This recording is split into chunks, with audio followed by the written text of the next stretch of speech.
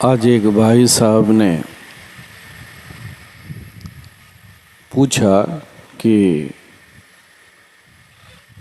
कबीर साहब की एक वाणी है, चदरिया झीनी रे झीनी,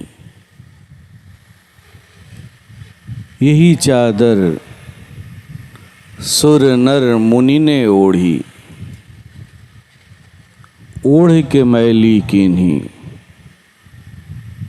दास कबीर जतन से ओढ़ी, ज्यों के त्यों रख दीनी। मैं इसका आशय जानना चाहता हूँ। बड़ा ही सुंदर प्रश्न है ये। आइए इसके आशय पर हम लोग विचार करते हैं। दरअसल कबीर साहब ने हम साधकों को चेताया है, इस बात के लिए चेताया है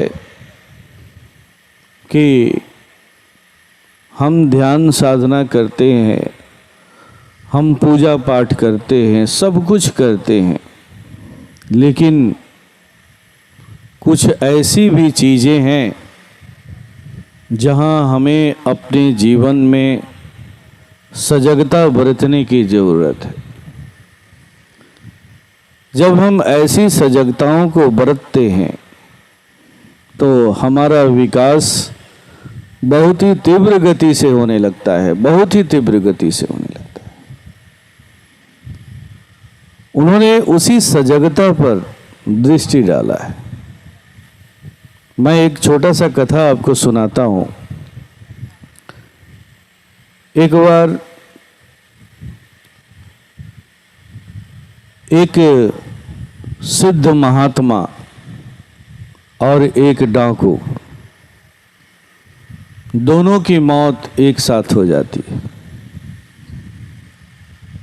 और मौत होने के बाद वो यमलोक में पहुंचते हैं। जब यमलोक में पहुंचते हैं तो देखते हैं कि यमदेव जी जो है ना, वो पहले से ही दोनों का बही खाता लेकर के बैठे हुए हैं। बहुत देर तक उसका वो अध्ययन करते रहे और अध्ययन करने के बाद उन्होंने कहा कि आप लोगों के जिम्मे जो फैसला मुझे सुनाना है मैं तो सुनाऊंगा ही सुनाऊंगा, लेकिन मैं आप लोगों को एक मौका देना चाहता हूँ। वो मौका यही होगा कि आप लोग अपनी अपनी बात मेरे पास रखें। वैसे जो फैसला सुनाना है वो तो मैं सुनाऊंगा ही। क्या आप चाहते हैं? अगर आपके मन में कोई ऐसी कुछ बात है तो जरूर रखें, मैं आपको एक मौका देना चाहता हूं। जो डाकू था ना, वो पहले से ही अपने कर्म के ऊपर में शर्मिंदा था और उसके बोल बड़े ही मीठे हो चुके थे, मधुर हो चुके थे, संकोच युक्त हो चुके थे। संकोच करते करते उसने केवल इतना ही कहा कि मैं अपने बारे में क्या बताऊं, आप तो सब जानते ही हैं। जीवन भर मैंने लूटा है, खसोटा है, डकैतियां की हैं, मारकाट किया है। मैंने कोई ऐसा अच्छा काम तो किया नहीं है। इसके एवज में मैं आपसे क्या कह सकता हूं? जो आपको उचित होगा वो मुझे सज़ा सुना दें। जो कुछ भी सज़ा सुनाएंगे वो मुझे स्वीकार होगा। बड़े ही नम्र भाव से, विनम्रता पूर्वक उन्होंने अपने बात को रखा। अब सिद्ध महात्मा की बारी आई। यमदेव जी ने सिद्ध महात्मा की ओर देखा तो सिद्ध महात्मा ने कहा कि ऐसा है कि मैंने अपने जीवन में घोर तपस्या की है, घोर से घोर तपस्या की है। बहुत मेहनत किया हूँ, हमेशा सच बोला हूँ, कभी झूठ नहीं बोला हूँ, ध्यान साधना किया हूँ, बहुत कुछ किया हूँ, एक से बढ़कर के एक मंत्रों का अभ्यास किया हूँ, और इसके एवज में सच कहा जाए तो मैं स्वर्ग का अधिकारी हूँ। इसलिए मैं चाहता हूँ कि मेरे लिए स्वर्गिक सुख की व्यवस्था की जाए, स्वर्गिक सुविधा की व्यवस्था की जाए। यमदेव जी दोनों की बातों को सुनते रहे बड़े प्रेम से। कुछ देर मौन होने के बाद उन्होंने कुछ देर के बाद कहा,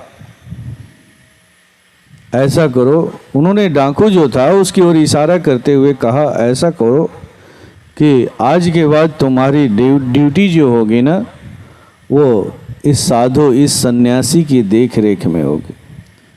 तुम इनकी सेवा करना। इनके कहे अनुसार ये एक सिद्ध महात्मा हैं, सिद्ध साधु हैं। जब इनकी तुम सेवा करोगे तो तुम भी अपने प्रारब्धों को काट पाओगे, उसमें तुम्हें सहायता मिलेगी। संत महात्मा साधु सन्यासियों की जो सेवा करता है, बहुत कुछ ऐसी चीज़ें हैं जो उसके प्रारब्ध टल जाते हैं, कट जाते हैं। एक नज़र उनकी दृष्टि पड़ जाती है तो बहुत कुछ समाधान हो जाता है। तो तुम्हें भी एक मौका दे रहा हूँ, इसलिए दे रहा हूँ कि तुम अब विनम्र हो चुके हो, तुम विनम्र हो चुके हो, एहसास कर चुके हो कि तुमसे भूल हुई है। इसीलिए मैं चाहता हूँ कि तुम्हें एक मौका दूं। जैसे ही ये बात उस सिद्ध महात्मा ने सुनी तो सिद्ध महात्मा ने कहा कि नहीं नहीं, ये आप क्या कर रहे हैं, मेरे साथ अन्याय कर रहे हैं। आप एक डाकू को, एक हत्यारे को मेरी सेवा में लगा रहे हैं। ये मुझे छुएगा तो इसका पाप कलुषित विचार मेरे अंदर में चला आएगा, मैं अशुद्ध हो जाऊंगा। आप ये क्या कर रहे हैं? पुनः विचार करें, अपने फैसले पर आप पुनः विचार करें। जब यमदेव जी ने इस बात को सुना तो उन्हें बड़ा ही आश्चर्य हुआ।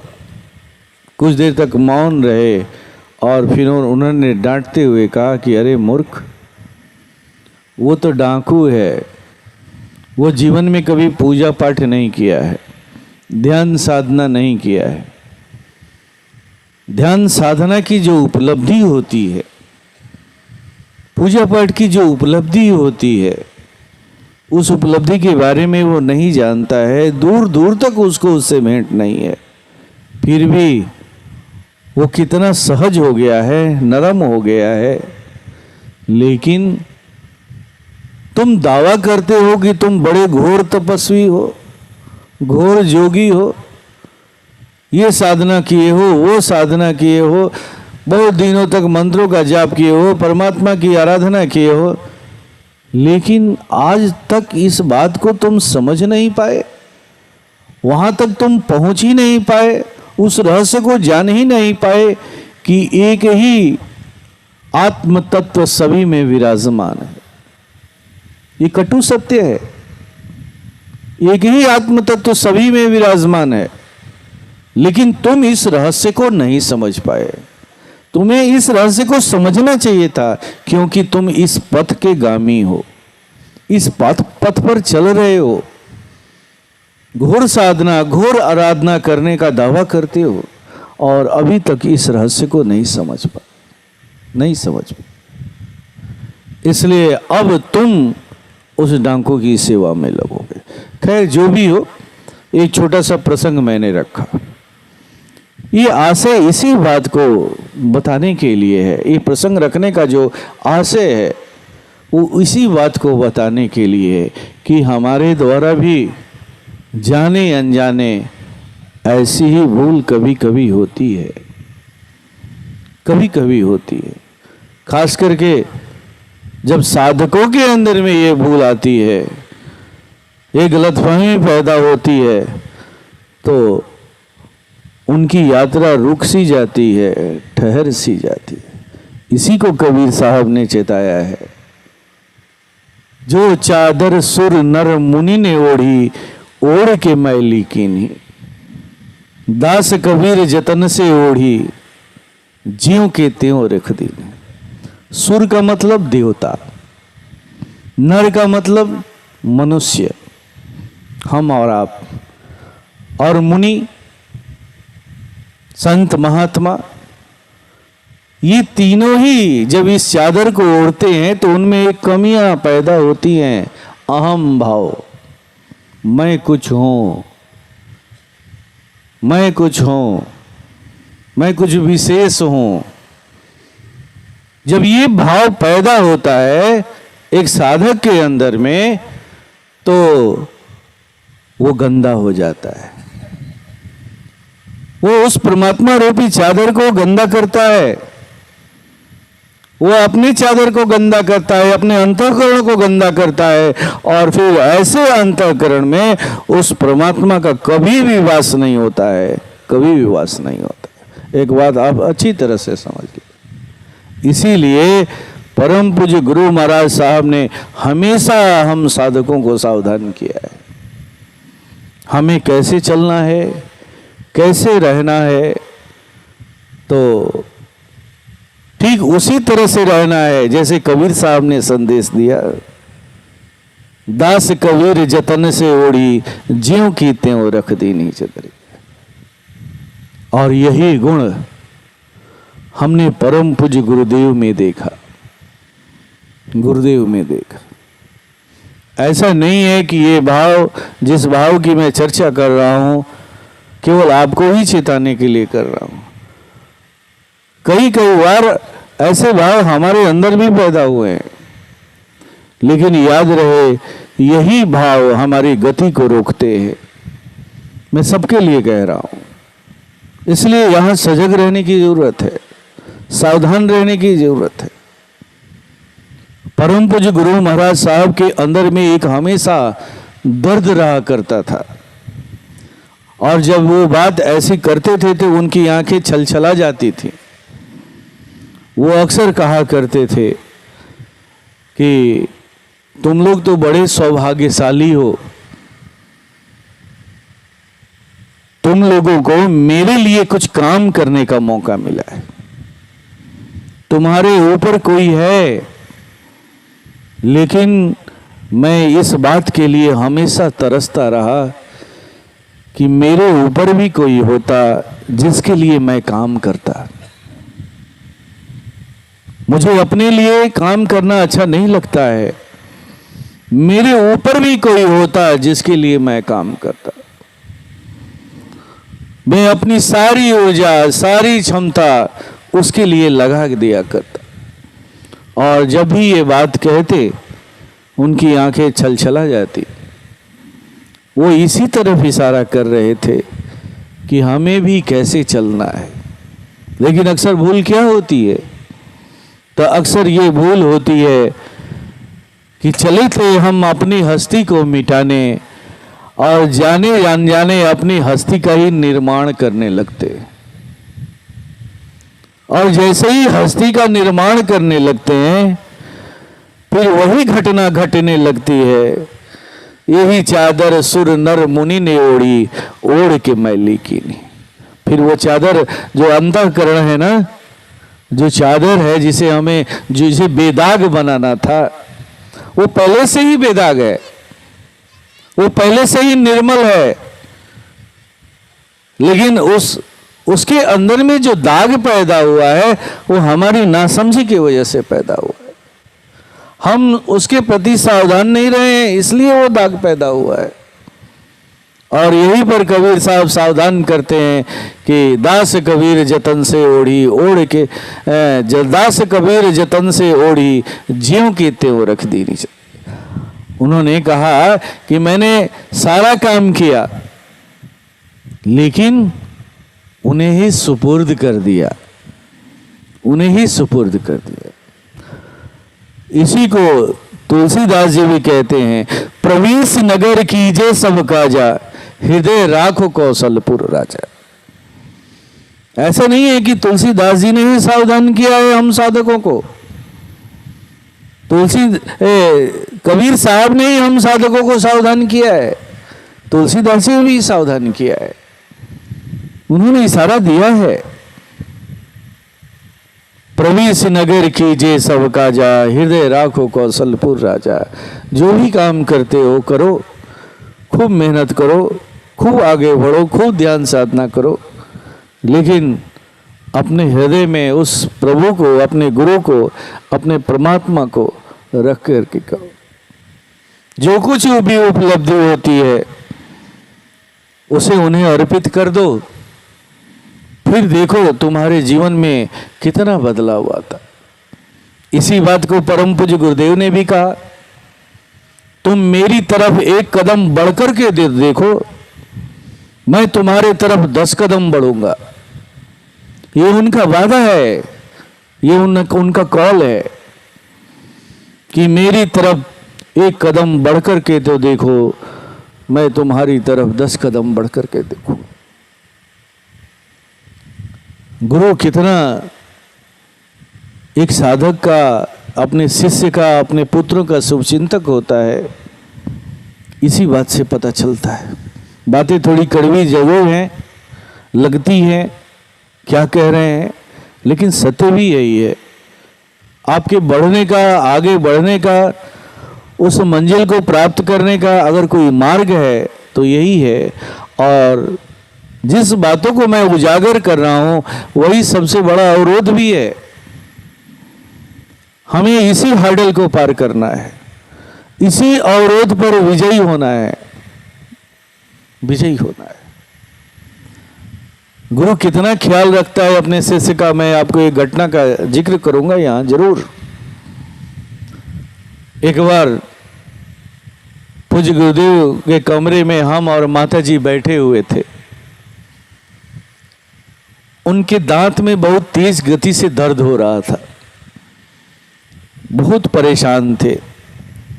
कभी बर्फ का पानी मुंह में लेकर के और कभी बर्फ से सेकते, कभी कुछ करते, बहुत परेशान थे, बहुत परेशान थे। पूज्य गुरुदेव के पास एक से बढ़कर के एक अद्भुत विद्या थी, हर चीज की विद्या थी। और इसी से संबंधित एक क्रिया उन्होंने विशेष रूप से हमारी छोटी बहन मीरा, उसको उन्होंने दी थी। ऐसे ही स्थिति के लिए एक विशेष मंत्र दिया था और एक विशेष क्रिया दी थी। ये वही क्रिया थी जो आपके क्षेत्र के बहुत बढ़िया सत्संगी जो हमारे बीच से गुजर गए महेश जी, जिन्हें कैंसर हो गया था, परेशान रहते थे, लेकिन उन्होंने एक ऐसी क्रिया दी थी कि तुम अगर इसे करोगे तो चलो वो कैंसर तो रहेगा लेकिन उसका दर्द का तुम्हें एहसास नहीं होगा। आप लोग जानते ही हैं, आप लोग से छिपा हुआ नहीं है। ठीक वही क्रिया थी जो उन्होंने मीरा को भी दी थी। माता जी ने कहा कि ऐसा करिए ना, जो मीरा को बताए हैं ना वो नीजू को क्यों नहीं बता दे रहे हैं, वो क्रिया करेगा तो आपको आराम हो जाएगा। क्योंकि गुरु महाराज साहब अपने आप पर अपनी क्रियाओं का जल्दी इस्तेमाल नहीं करते थे। तो हंसने लगे और उन्होंने मना कर दिया, मना कर दिया। जब उन्होंने मना किया तो मुझे थोड़ा सा अजीब सा लगा। मुझे एक बात फील हुई कि मीरा को बता दिए, हमको नहीं बता रहे हैं, क्या हम में कमी है, क्या गलती हम कर दिए। एक भाव पैदा हुआ, ये मेरी गलती थी, ऐसे भाव नहीं पैदा होना चाहिए, लेकिन जो सत्य है वो मैं रख रहा हूं आपके सामने। और थोड़ी देर के बाद मैं जिस काम के लिए वहां बैठा था, काम निपटा करके चला गया। थोड़ी देर के बाद फिर किसी दूसरे काम के लिए जैसे ही उनके कमरे में पहुंचा तो देखा कि माताजी और पूज्य गुरुदेव के बीच एक बात हो रही थी और पूज्य गुरुदेव यही कह रहे थे कि क्रिया देना बहुत बड़ी बात नहीं है, एक न एक दिन तो मैं अपनी सारी क्रियाओं को दूंगा ही दूंगा, सिखाऊंगा ही सिखाऊंगा। ये किसके लिए है? मेरे पुत्रों के लिए ही तो है। लेकिन मैंने उसे इसलिए नहीं बताया कि जब वो मेरे ऊपर इसका इस्तेमाल करेगा तो उसके अंदर में अहम पैदा हो जाएगा, वो एक दूसरा काक भुसुंडी बन जाएगा, दूसरा काक भुसुंडी बन जाएगा। जिस काक भुसुंडी जी को अपने इस अहम को मिटाने में न जाने कितने जन्म लेने पड़े, कितने जन्म लेने पड़े। वो गरुड़ जी का, क्षमा करेंगे, वो गरुड़ जी का प्रसंग है जो गरुड़ जी ने भगवान राम के नाग फांस को एक बार काट दिया तो उन्हें अहम हो गया, मैं तो सबसे बड़ा ज्ञानी हूं, सबसे बड़ा ज्ञानी। खैर जो प्रसंग चाहे जो भी रहा हो, कहने का हास्य यही है। तो गुरु कितना ख्याल करता है।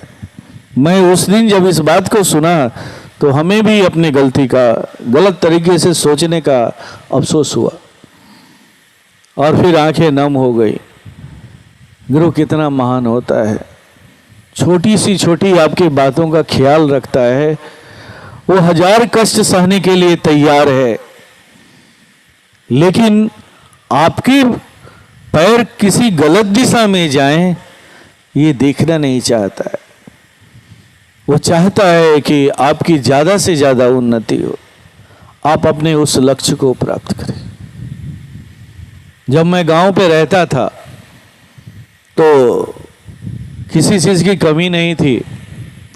40 बीघा जमीन का अकेला मैं मालिक था। भाई साहब भी बाहर रहते थे, गुरु महाराज साहब भी बाहर रहते थे, मैं ही उसका सुख उठाता था। लेकिन गुरु कितना पैनी नजर रखता है ये भी मेरे साथ जीवन बीता है, वो इसे मैं शेयर करना चाहूंगा। जैसे ही मैं गांव की ओर गया और उस पैतृक संपत्ति की देखभाल में लगा तो उन्होंने मेरे ऊपर एक शर्त लगा दिया। शर्त ये लगाया कि ठीक है रहो, इसकी देखभाल करो, लेकिन तुम्हें साल में एक बार सत्संग जरूर कराना होगा। पहले किसानों की स्थिति क्या रहती थी, आज थोड़ा सा स्थिति अच्छी हुई है। पहले किसानों की स्थिति होती थी धान का पैसा गेहूं में, गेहूं का पैसा धान में। थोड़ा बहुत जो उससे बचा तो परिवार का खर्चा चला, और इतनी अच्छी आमदनी, इतनी अच्छी पैदावार नहीं होती थी, किसानों को उतना अच्छा मूल्य नहीं मिल पाता था। वो भी मैं गांव के परिवेश में रहा नहीं था, बहुत कुछ जानता नहीं था। जो आदमी जन रखे थे उन्हीं के माध्यम से, उन्हीं के बताए अनुसार काम हुआ करता था। तो उन्होंने एक शर्त लगा दी, और जो भी साल भर जो खेती गृहस्थी होती, परिवार को चलाने के बाद, फिर अगले फसल के लिए व्यवस्था करने के बाद जो थोड़ा बहुत रकम बचता वो सत्संग में खर्च हो जाता। बाद में इसका रहस्य समझ में आया कि इसके पीछे उनका कितना बड़ा उद्देश्य था। अगर अनावश्यक चीज कोई इसके जीवन में आ रही है, जो इसके जीवन से जो आवश्यकताएं हैं उससे अधिक है, तो उसका उपयोग कहां करोगे और कैसे करोगे? ये बहुत सुंदर उनके अंदर में ये चीज थी, और हमेशा इसी निगरानी में रखा। 1998 से लेकर के जब तक मैं गांव पर रहा, 2011 तक हर साल लगातार सत्संग होता रहा, बृहत रूप से सत्संग होता रहा, बड़े हर्षोल्लास के अनुसार सत्संग होता रहा, हर्षोल्लास के साथ सत्संग होते रहा। तब ये बातें बाद में मुझे समझ में आया। उस समय थोड़ा सा कभी कभी मैं परेशान होता था, क्योंकि कोई आर्थिक सहायता तो करता नहीं था। लेकिन बाद में इसका रहस्य मुझे समझ में आया कि वो क्या करना चाह रहे थे, क्या बनाना चाह रहे थे, क्या बनाना चाह। तो हमेशा एक कड़ी निगाह रखते थे। गुरु इसलिए ऐसा करता है कि वो आपका निर्माण चाहता है, हमेशा आपको आगे बढ़ाना चाहता है। वो देखना चाहता है कि जब मेरा बच्चा, मेरे शिष्य समाज में जाएं तो एक आदर्श पेश करे, एक अद्भुत आदर्श पेश करे। और जब आप एक अद्भुत आदर्श पेश करते हैं तो सबसे ज्यादा खुश वही होता है, वही होता है। जितने भी रिश्ते नाते हैं ना, सबके अंदर में कहीं ना कहीं किसी न किसी कोने में ऐसा द्वेष का अंश रहता है। हो सकता है वो आपकी प्रगति से खुश ना हो, आंखें चुराएं, थोड़ा सा भागें, थोड़ा सा आपसे कटें, स्वभाव में बदलाव आ जाए। लेकिन गुरु एकमात्र ऐसा रिश्ता है जो हर पल हर क्षण आपके प्रगति को देख करके खुश होता है। इस संसार में गुरु ही एकमात्र ऐसा है जो अपने शिष्य को अपने से भी बड़ा होते हुए देखना चाहता है, अपने से भी बड़ा होते हुए देखना चाहता है। इसके अलावा और कोई दूसरा रिश्ता नहीं, और कोई दूसरा रिश्ता नहीं है। जब आप घुसेंगे, गहराई में जाएंगे तो समझ में आ जाएगी। लेकिन एकमात्र गुरु, वो गुरु का ही रिश्ता है जो हमेशा चाहता है कि उसका शिष्य उससे भी ऊपर ऊंचाइयों पर चला जाए, ऊंचाइयों पर। उसके अंदर कोई दर्द है, कोई तड़प है तो इसी की तड़प है, इसी की तड़प। तो मैं इशारा कर रहा था कि जब ऐसे भाव, कर्तापन का भाव जब मन में पैदा हो जाता है तो हमारी गति अवरुद्ध हो जाती। और इस सत्य को हमने देखा है, आश्रम पर होकर के देखा है।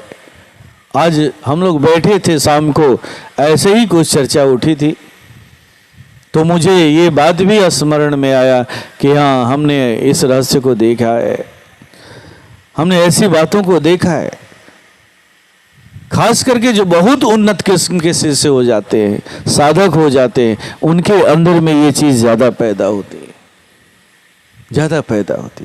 मैं बहुत पुराना हूँ, मैं बहुत ज़्यादा जानता हूँ, बहुत ज़्यादा जानता। और ये सबसे बड़ा अवरोध है, याद रखिएगा, सबसे बड़ा अवरोध है।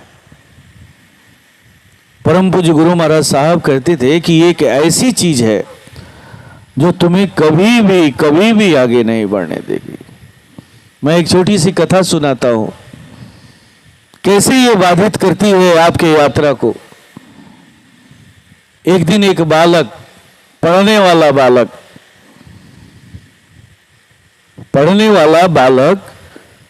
घर में अपने दीपक जला करके पढ़ाई कर रहा था। वो ऐसे गांव में था जहां बिजली की व्यवस्था नहीं थी, और जब दीपक जला करके वो पढ़ाई कर रहा था तो अच्छी खासी उसे रोशनी मिल रही थी। पढ़ाई करते करते काफी जब देर हो गई, रात्रि हो गई, तो उसने सोचा कि और दीपक को बुझा दूं और जाकर के आराम करूं, सो जाऊं। और जैसे ही उसने दीपक बुझाया, उसका घर जो है ना दूधिया प्रकाश से प्रकाशित हो गया। दूधिया श्वेत प्रकाश उसके घर में फैल गया। अब उस दूधिया श्वेत प्रकाश को देख करके वो हैरान है कि इतना सुंदर शीतल मीठा प्रकाश कहाँ से आ रहा है। तब वो घर के बाहर निकलता है तो देखता है कि आज पूर्णिमा की रात है, पूर्णिमा की रात है। चंद्रमा अपने पूर्ण तेज के साथ उगा हुआ है, चारों तरफ अपना प्रकाश फैला रहा है, और उसी का प्रकाश दरवाजे से होते हुए घर में भी फैल रहा है, प्रकाशित हो रहा है। अब वो कमरे में आता है, कभी वो उस दीपक को देखता है जिस दीपक को बुझा चुका है, और कभी चंद्रमा के प्रकाश को देखता है। और वो यही सोच रहा होता है कि ये प्रकाश तो कब का हुआ है चंद्रमा का, लेकिन जब तक ये प्रकाश, दीपक का प्रकाश घर में जल रहा था, तब तक उस प्रकाश का अनुभव नहीं हो रहा था। उस प्रकाश के शीतलता का हम आनंद नहीं ले पा रहे थे, आनंद नहीं। लेकिन जैसे ही हमने उस प्रकाश को बुझा दिया, वो चंद्रमा का प्रकाश पूरे घर में फैल गया। ठीक ऐसा ही ये दीपक है। मैं कुछ हूं, मैं कुछ विशेष हूं, ऐसा ही ये दीपक है। जब ये दीपक अंधकरण में अपनी पैठ बना लेता है ना, तो याद रखिएगा, गुरु के प्रकाश से आपको हमेशा से वंचित कर देता है, वंचित कर देता है। गुरु का प्रकाश तो फैला हुआ है ही, लेकिन कभी भी वो उस प्रकाश को आपको अनुभव नहीं करने देता है, प्राप्त नहीं करने देता है। इसीलिए कबीर साहब ने इस बात को चिताया है, चदरिया झीनी रे झीनी, यही चादर दास कबीर ने ओढ़ी, ओढ़ के ज्यों के त्यों रख दीनी। हम भी इसी काम को करें। हम जो कुछ भी करें उसका क्रेडिट अपने गुरु को अर्पित कर दें, जरूर अर्पित करें। अगर भूल से उसके कोई गलती भी होती है, कोई अहम भाव पैदा भी होता है, तो वो मिट जाएगा, वो समाप्त हो जाएगा। उनकी चीज है, हमें उन्हें ही अर्पित कर देना है, तभी हम उनके प्रकाश को प्राप्त कर पाएंगे, उनकी चीज़ों को अपने अंदर में उतार पाएंगे, और तभी उनकी चीज़ें हमारे अंदर में ठहर पाए। यही शर्त है। इसी को भगवान राम ने कहा कि निर्मल मन जन सो मोहि पावा, मोहि कपट छल छिद्र न भावा। मुझे वही प्राप्त कर सकता है जिसका मन निर्मल हो चुका हो। हम केवल चंचल मन की बात करते हैं, विचारों की बात करते हैं, लेकिन हमें इसके बारे में भी सोचना होगा, इसके बारे में भी सोचना। कहीं जाने अनजाने हम हस्ती मिटाने चले थे, अपनी हस्ती का निर्माण तो नहीं कर रहे हैं। हमारे कई पुराने साधक मित्र अपनी इसी हस्ती को बनाने के चक्कर में आज न जाने कितने साधकों की हत्या कर दिए, और अपने भी वो जो हुए सो हुए ही हुए। इसलिए इसका दर्द हमेशा मुझे अनुभव होता है। आइए हम सब वो साधना करें, वो क्रिया करें जिस क्रिया के को परम पूज्य गुरु महाराज साहब ने आप सबों को दिया है। ये क्रिया सचमुच आपके हस्ती को मिटाने की क्रिया है, आपके हृदय कमल को निर्मल बनाने की क्रिया है, वैसे बनाने की क्रिया है जहाँ आपके हृदय में आपके प्रभु आकर के वास कर सके, ठहर सके, रह सके।